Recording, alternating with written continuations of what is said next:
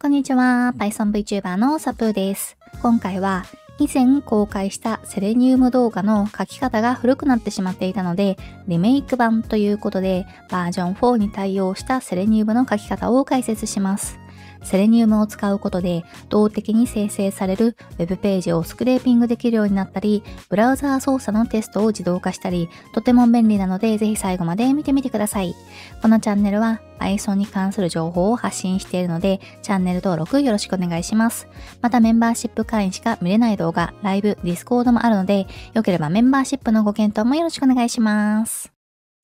まず、セレニウムとは何かを簡単に説明します。セレニウムは Web ブラウザーをプログラムから自動操作するためのツールです。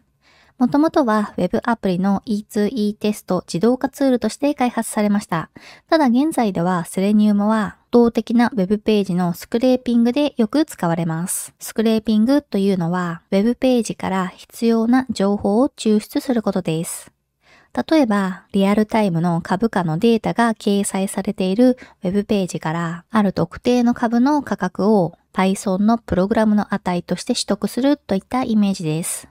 そして、動的な Web ページとは何かというと、ここでは、ブラウザー側のプログラムで後から組み立てられる Web ページのこととします。例えば、X のタイムラインをスクロールすると、このように次に表示されるコンテンツが徐々に読み込まれて、その内容が表示されるかと思います。これは主に JavaScript というブラウザー上で動くプログラムによってリアルタイムでページ内容を構築しています。このような動的な Web ページを対象に Web ページ上の表示されているデータを取得したいという時にセレニウムはよく使われます。一方、動的な Web ページではないもの、つまりアクセスしたタイミングでHTML が最初から完成しているような Web ページをスクレーピングしたい場合は、セレニウムじゃなくて Requests と Beautiful Soup というライブラリを組み合わせた方が軽くて早いのでおすすめです。リクエストとビューティフルスープを使ったスクレーピング方法は以前に解説動画を出しているので興味がある方はそちらを見てみてください。またセレニウムはもともとブラウザー操作のテストを自動化する目的で使われていましたが、ただここ最近ではプレイライトやオーティファイという E2E テスト自動化ツールの方が使われている印象がありますね。あとはスクレーピングが禁止されているウェブサイトではスクレーピングを行わないように注意してください。例えば、ウェブサイトの利用規約にスクレーピングは禁止ですとか、プログラムやロボットによるアクセスは禁止していますといった文言があれば NG です。また、スクレーピングによる過度なアクセスはウェブサイトに負荷がかかるので、短時間での大量アクセスはしないようにしましょう。そして基本的に API が提供されている場合は API を使ってください。API はサービス運営側が公式にデータを提供する方法なので、法的なトラブルも少なく、安心してデータを取得することができます。また、スクレーピングの場合、Web ページのレイアウトに変更があると、これまで動いていたプログラムが動かなくなる可能性があります。API の場合は、変更がないわけではないんですが、Web ページのレイアウトに変更がある頻度よりも、変更の頻度が低いのが一般的なので、安定的にデータを取得することができます。API については以前に解説動画を出しているので、わからない方は見てみてください。では実際にセレニウムで動的なウェブサイトをスクレーピングしたり操作したりしてみましょう。まず事前にセレニウムのライブラリをインストールします。pip install selenium でセレニウムをインストールしておいてください。そして Python ファイルを作って、ここにセレニウムを使ったコードを書いていきます。from selenium import WebDriver で WebDriver をインポートします。次に selenium の自動操作で使う Web ブラウザーの WebDriver 用オブジェクトを作成します。今回はブラウザーを Chrome で実演しようと思うので WebDriver の Chrome を呼び出して Chrome 用の WebDriver を作成してドライバーという変数に代入します。この Web ドライバーって何なのかというと、セレニウム単体では直接ブラウザーを動かすことができないのですが、ブラウザーを扱えるように接続してくれるものが Web ドライバーというものです。もしも Chrome じゃなくて Edge を使いたい場合は、Web ドライバーの Edge を呼び出して、Firefox を使いたい場合は、Web ドライバーの Firefox を呼び出して、Safari を使いたい場合は、一度ターミナル上で Safari ドライバー -enable というコマンドを実行した後に、Web ドライバーの Safari を呼び出すという形で、それぞれドライバーのオブジェクトを作成してください。次に、どの Web ページに対してスクレーピングを行うか URL を指定します。Web ドライバーの Get メソッドを呼び出して、引数に対象の Web ページの URL を文字列で指定します。で、今回は気象庁が公開している過去の気象データが取得できるこのサイトに対して Web スクレーピングを行おうと思います。注意点として、自動化ツール等による過度のアクセスはお控えいただくようお願いします。と書かれているため、大量のアクセスを行わないようにしましょう。勉強用として1時間に5、6回ほどアクセスする分には問題ないでしょう。この Web ページ上でどんな操作を自動化してウェブサイト上の何のデータを取ってくるのか、一度手動でこの Web ページを操作してみようと思います。まず、取得したい気象データの地点を選びます。例えば、東京を選択してみます。そうすると、さらに東京の中のどの地点なのかを選ぶ必要があって、東京を選択します。次に項目を選択するために、この項目を選ぶというボタンをクリックします。ここでどんな種類の気象データを取得するのかを選択します。今回は日別の値を取得するようにして、平均気温を取得するようにチェックします。最後に期間ですが、期間を選ぶをクリックして、開始が2024年の1月1日で、終了を2024年の1月10日に指定します。あとは、この画面に表示というボタンをクリックすると、このように東京の2024年1月1日から1月10日にかけての日別の平均気温が表示されますね。最終的にこのデータを取得するようなプログラムを作っていこうと思います。で、今操作したことをセレニウムで実装しようと思ったとき、Web ページ上のどの項目に対してどんな操作を行うのかという2つのことを考えてコードを書く必要があります。例えば、項目を選ぶというボタンをクリックという操作は、項目を選ぶというボタンを指定して、そしてそのボタンに対してクリックという操作を加えています。なので、まずは Web ページ上の項目、つまり HTML でいうところの要素をセレニウムで指定する必要があるということです。HTML については以前に動画を出しているので、詳しく知りたい方はそちらを見てください。では実際に Web ページ上の要素を指定してみましょう。まず要素を指定する場合、その要素の属性に ID があれば ID で指定しましょう。ID の値は基本的に1位で付けられているため、そのページにおいて要素を1位に指定することが可能です。実際に ID を使った要素の指定を試してみます。例えば、この項目を選ぶというボタンにはどんな属性がついているのか、この Web ページの HTML を見てみたいと思います。Chrome の場合、Web ページ上で右クリックを押して、この検証というところを押します。そうすると、左側に Web ページが、右側に HTML が表示されます。そして、この矢印のマークをクリックしたら、自分が確認したい要素を左側の Web ページ上でクリックしてみます。例えば、この項目を選ぶというところをクリックすると、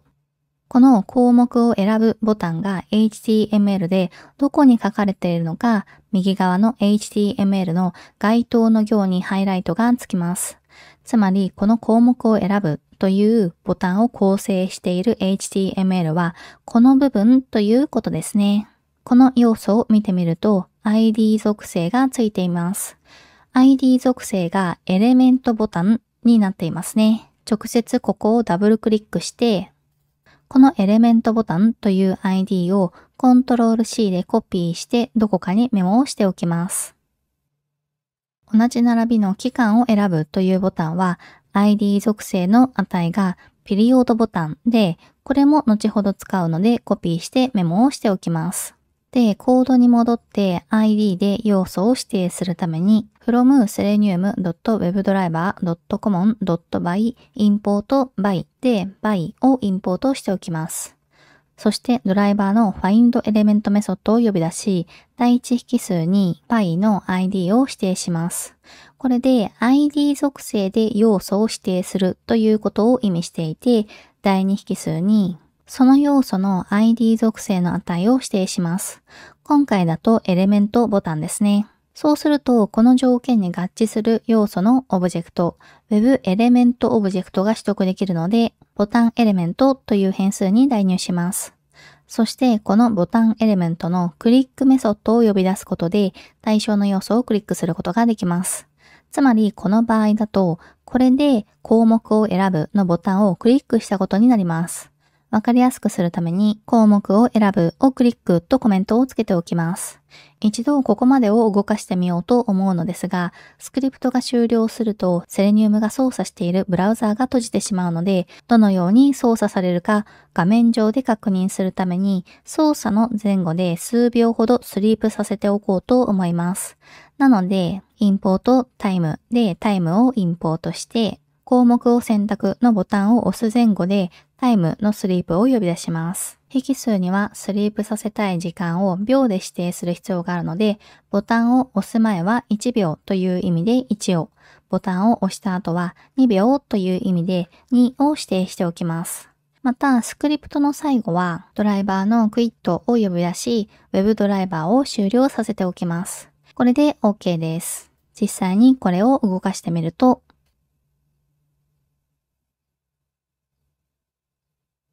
確かに画面が表示されて項目を選ぶのボタンがクリックされたのがわかりますね。このようにセレニウムは基本的に要素を指定して Web エレメントオブジェクトを取得する。そしてその要素に対する操作のコードを書くという流れでプログラムを実装していきます。ここで少しだけ PR をさせてください。現在 SAP の書籍が販売中です。概要欄に詳細があるので興味がある方はぜひチェックしてみてください。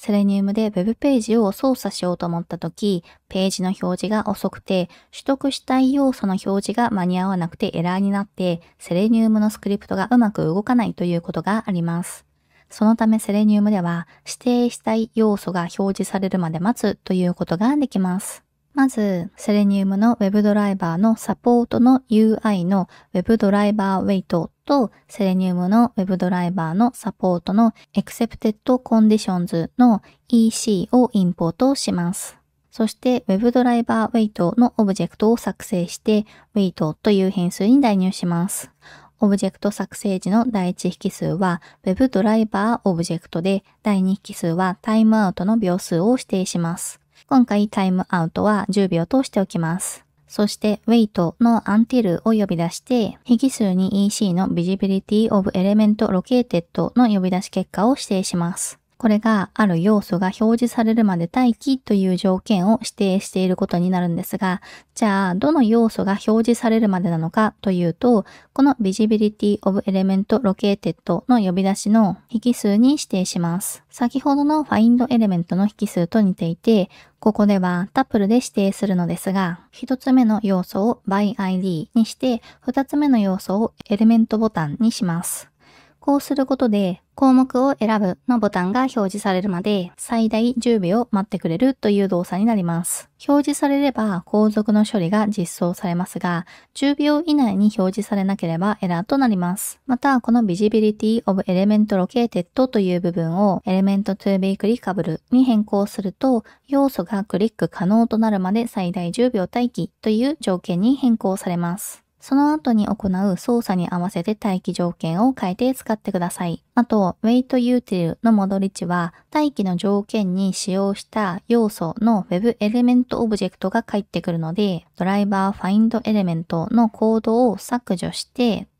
戻り値をボタンエレメントという変数に代入して、このように書くことも可能です。もう少し簡易な待機の仕方も指定できます。一度待機を実装する前のコードに戻しました。簡易な待機の書き方は実装方法も簡単で、ドライバーのインプリシットウェイトというメソッドを呼び出すだけです。引数には待機したい最大の秒数を数値で指定します。このコードは一度書くだけで、すべての find エレメントのところで要素が見つかるまで最大数秒待機という挙動をしてくれるため、手軽に待機を実装することができます。今回はコード量が長くならないように、こちらの簡易な待機方法を使うことにしたいと思います。また繰り返しになりますが、このタイムのスリープの方は、セレニウムの挙動をわかりやすく撮影するために入れているものなので、実際に実装する際は不要になります。ここまででは要素を ID でしか指定してこなかったのですが、他の指定方法もあるため、このセクションで説明をします。ID の次によく使われる要素の指定の仕方は CSS セレクターです。これは CSS のルールと同じ書き方で指定できる方法です。コードの書き方としては、find エレメントの第一引数に by の CSS セレクターで、第二引数にセレクターの記述を文字列で指定します。CSS セレクターの書き方は以前に出した CSS の動画の中で代表的な書き方を説明しています。ただ対象の Web ページの要素の CSS セレクターを簡単に取得する方法があるので説明します。また Chrome で先ほどの Web ページを開きます。そして先ほどと同様に検証の画面を表示させて、例えばこの画面に表示というボタンをクリックするという操作をしたいと思います。また矢印マークをクリックして、左の Web ページでこの画面に表示というボタンをクリックすると、右側の検証画面には画面に表示というボタンに対応した HTML の行にハイライトがつきました。そしてこの行の上で右クリックをして、コピーからコピーセレクターをクリックします。そうすると、この HTML の要素の CSS セレクターがクリップボードにコピーされます。あとは先ほどの find エレメントの第二引数の文字列としてコピーしたデータを貼り付けます。これで画面に表示というボタンの要素を指定して Web エレメントオブジェクトが取得できるので、ボタンディスプレイという変数に代入しておきます。で、ボタンディスプレイのクリックメソッドを呼び出せば、画面に表示のボタンをクリックできます。コメントも書いておきましょう。実際にこれを動かしてみると、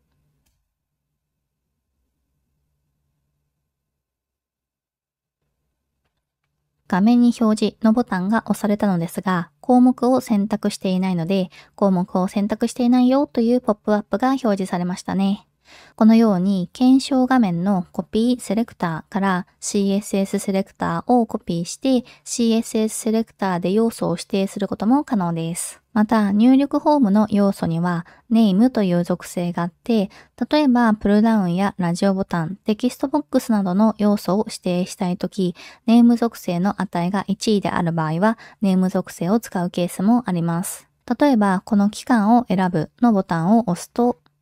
期間を指定できるのですが、このプルダウンの HTML を見てみると、それぞれユニークなネームがついていますね。なので、この期間の指定のプルダウンをネーム属性で指定してみようと思います。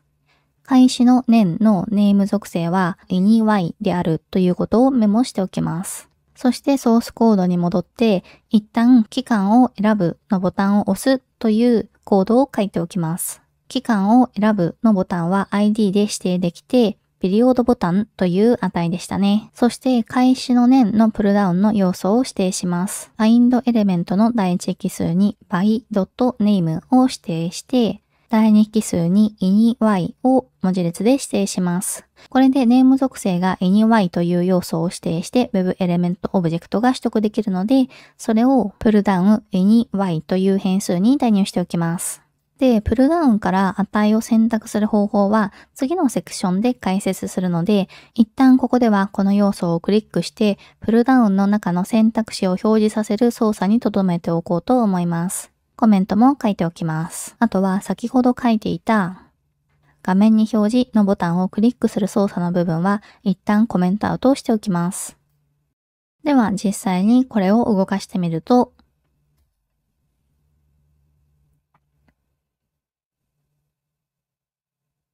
確かに開始の年のプルダウンがネームの属性で指定できたのがわかりますね。あとはクラス属性で要素を指定することもできます。書き方は find element の第一引数に by.className を指定して、第二引数にクラス属性の値を文字列で指定します。ただ、クラス属性の値は同じ値が複数の要素に設定されているケースが多いので、その点は注意してください。また、タグの種類で要素を指定することもできます。書き方は find element の第一引数に by.tagname を指定して、第二引数にタグの名前を文字列で指定します。そして条件に合致する複数の要素を取得したい場合は find element ではなくて find elements を呼び出します。複数形になっているので注意してください。そうすると、モドリッチは条件に合致する要素すべての Web エレメントオブジェクトを保持しているリストが返ってきます。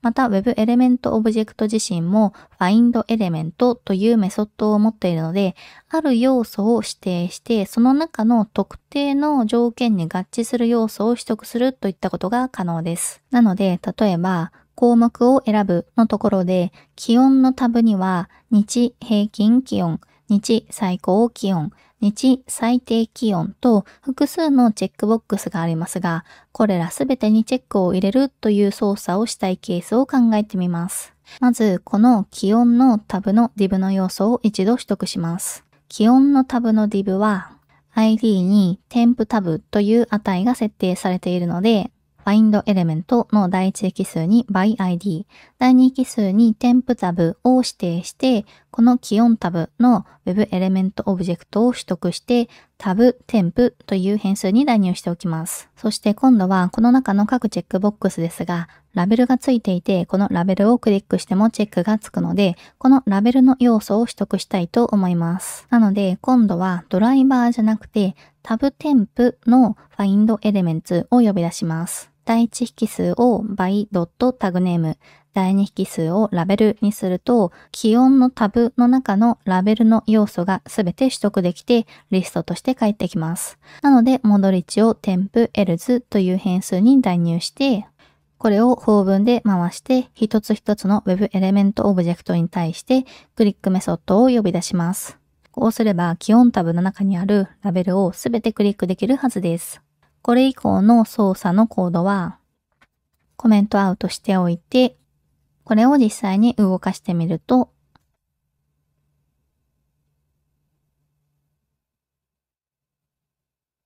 確かに気温のタブの中のラベルがすべてクリックされてチェックされたのがわかりますね。このコードはこの後は使わないので削除しておきます。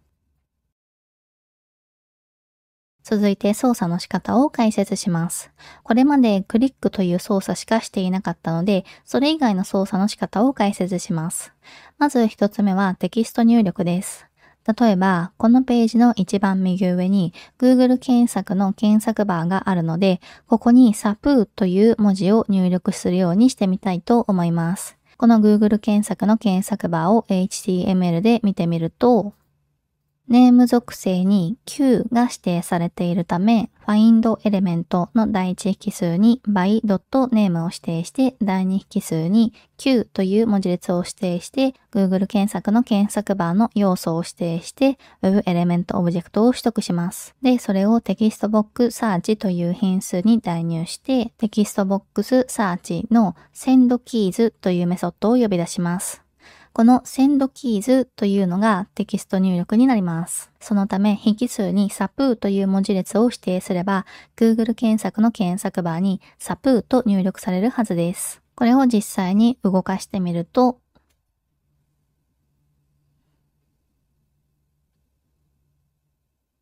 確かに検索バーのところに SAPOO という文字が入力されましたね。コメントアウトしておいたコードを戻して、今書いたコードは削除しておきます。次にプルダウンから値を選択する方法を説明します。先ほど開始の年のプルダウンを指定して Web エレメントオブジェクトを取得するところまでは書いておきました。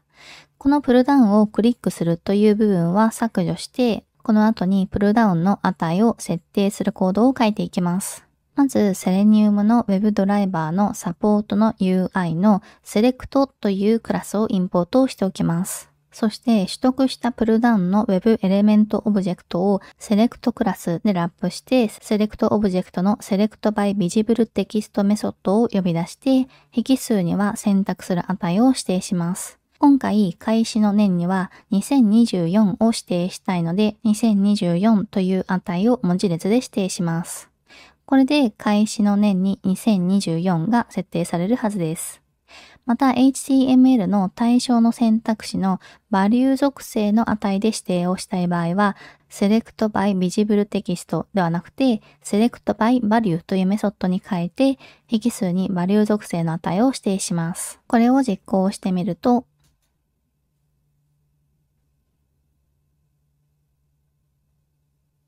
確かに2024が設定されましたね。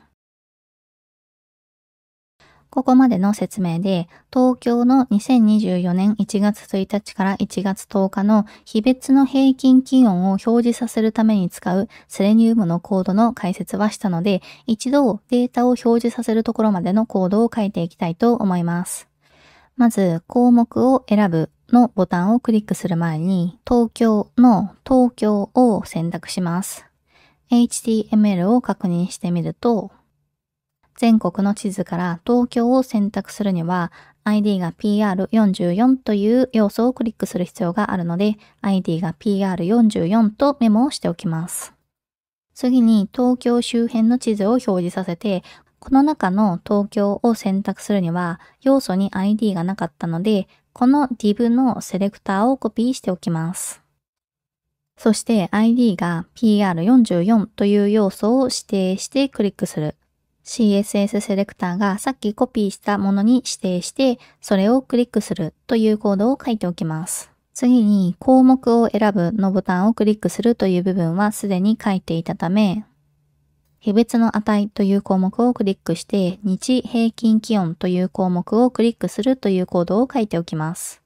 HTML を確認すると、日別値という部分には ID がないので CSS セレクターをコピーしてメモをしておいて、日平均気温の方は ID が平均気温なのでそれをメモしておきます。そしてここまでで説明した書き方で日別値という要素を指定してその要素をクリックする。日平均気温の要素を指定してそれをクリックするというコードを書いておきます。次に期間を選ぶのボタンをクリックする部分と開始の年を設定するコードはすでに書かれているため、プルダウンから開始の月日、終了の年、月日を設定するコードを書いていきます。HTML を確認すると、開始の月はネームが ini-m、開始の日はネームが ini-d、終了の年はネームが end-y、終了の月はネームが end-m、終了の日はネームが end-d それぞれメモしておいて、先ほど書いたのと同じようにプルダウンの値を開始の月が1、開始の日が1、終了の年が2024、終了の月が1、終了の日が10に設定するようにコードを書いておきます。そして画面に表示というボタンをクリックする操作は先ほど書いていたのでコメントアウトを外しておきます。実際にこのコードを実行してみると、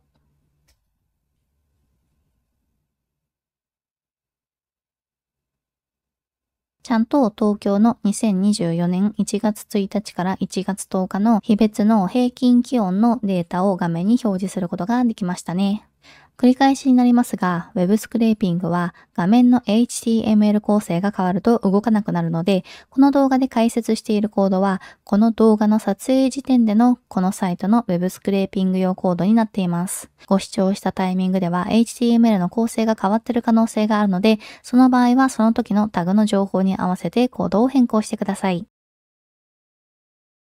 次にデータの取得を行いたいと思います。データの取得は簡単で、対象のデータの HTML の要素の Web エレメントオブジェクトのテキスト属性にアクセスすれば OK です。例えば、今ここに表示されている一覧のデータですが、このデータを読み込むケースを考えてみましょう。で、この HTML をよく見てみると、日付のデータが表示されている左側の列の div には、クラス属性に Grid Canvas Left という値が設定されています。左側のグリッドにつけるクラスみたいで、このページではこの一覧以外に表のようなものがないので、この左側の部分を1位に指定できそうです。同じように気温が表示されている右側の列の div にはクラス属性にグリッドキャンバスライトという値が設定されているので、この属性でこの列を指定しようと思います。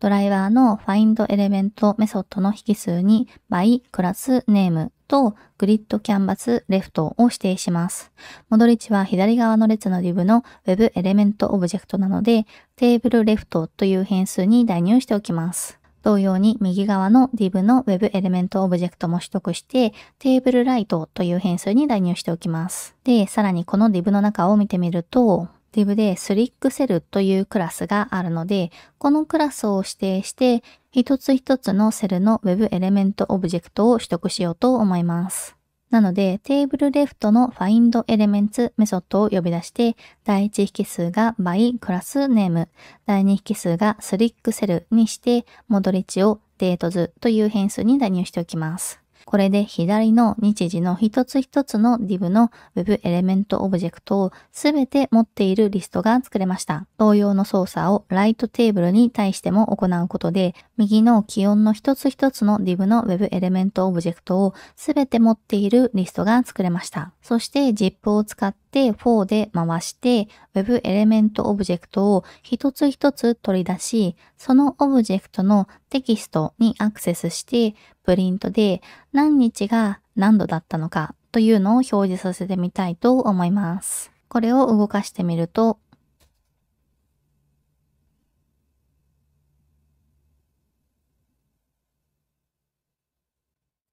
確かに日付と気温のデータが Python の値として取得できたのがわかりますね。今回プリント関数の中でテキストにアクセスしていますが、このようにデータを一度変数に代入しても問題ありません。このように Web エレメントオブジェクトのテキストにアクセスすることで Web 上に表示されているデータが取得できます。今回はプリントで表示させているだけですが、これを例えば OpenPyXL を使って Excel ファイルに書き込んでもいいですし、Matplotlib を使ってグラフにしても良いですよね。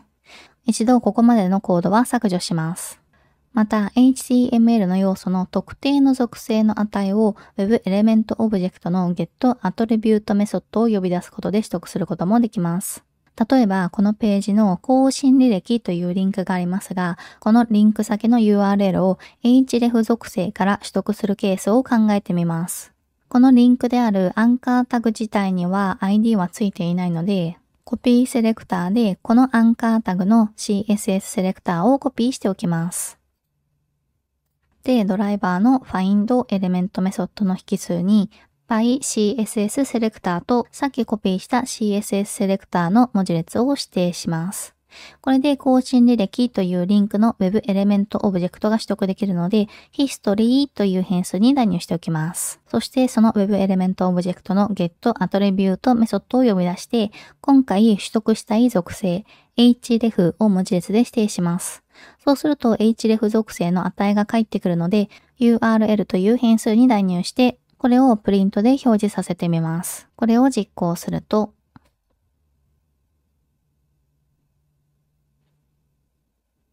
確かにリンク先の URL が取得できましたね。また、この getAttribute の引数に InnerHTML を指定すると、その要素の中にある HTML が取得できます。なので、例えば、この更新履歴というリンクの HTML の部分を取得しようと思ったら、アンカータグ自身じゃなくて、その一つ上のお知らせという ID がついているスパンタブを取得します。なので、第一引数は by ID にして、第二引数をお知らせにします。そして getAttribute の引数には InnerHTML を指定して、戻り値を HTML という変数に代入して、それをプリントで表示してみます。これを実行してみると、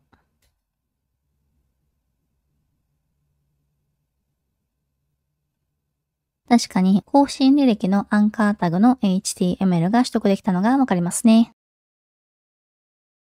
最後にヘッドレスモードで動かす方法を説明します。ヘッドレスモードとは、Web ブラウザーを起動せずに Selenium の処理が実行されるモードのことです。例えば、セレニウムのスクレーピング用のコードを動かすたびに、Web ブラウザーが立ち上がるのが煩わしいというケースがあるかと思います。そういう場合はヘッドレスモードでセレニウムのプログラムを実行させましょう。やり方は簡単で、まず Chrome の Web ドライバーを使っている場合、セレニウムの Web ドライバーの Chrome の Options の Options クラスをインポートします。そして Options オブジェクトを作成して、そのオブジェクトの add argument メソッドを呼び出します。その時、引数として文字列で-headless イコール new を指定します。そしてその options オブジェクトを WebDriver オブジェクトを生成する時の引数 options に指定します。これだけで OK です。先ほどのアンカータグの HTML を出力するコードをそのままにしておいて、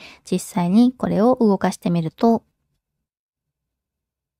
確かに Web ブラウザーが立ち上がらなかったのですが、データはちゃんと取得できているのがわかりますね。エッジを使っている場合は、インポートするクラスがセレニウムの Web ドライバーのエッジの Options の Options クラスになるだけで、あとは Chrome と同じです。